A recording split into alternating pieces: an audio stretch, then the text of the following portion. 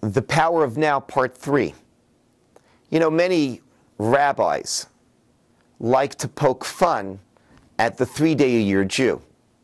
I know of one rabbi of a large shul in the South in the United States who after Ne'ilah, after the services on Yom Kippur, actually got up and announced the Rosh Hashanah and Yom Kippur services for the following year.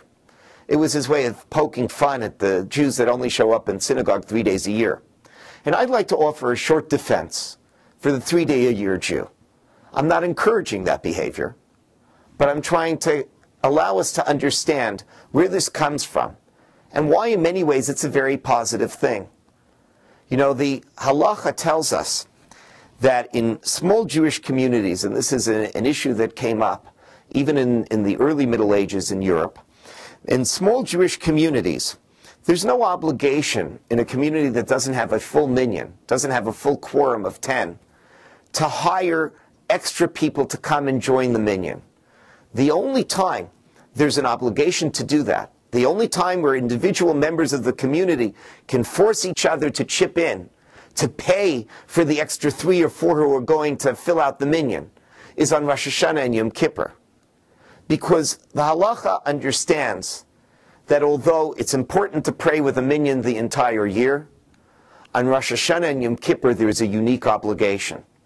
And there are certain times in the calendar on which we have to rise to the occasion.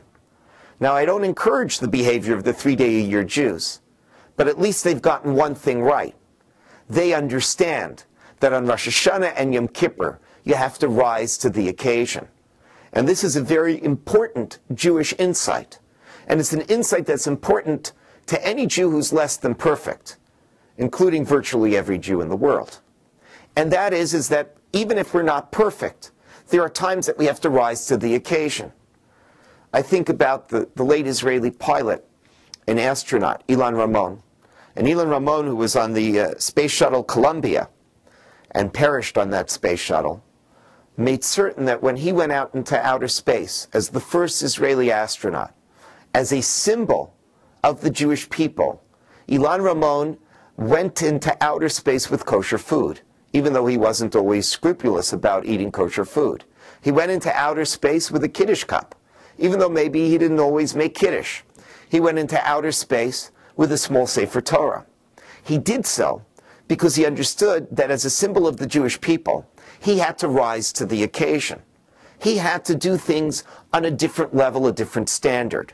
And that's something that every Jew understands on Rosh Hashanah and Yom Kippur. It's something that all of us have to understand, that at critical moments we have to rise to the occasion. Now, the story of Ilan Ramon, unfortunately, has a tragic coda as well.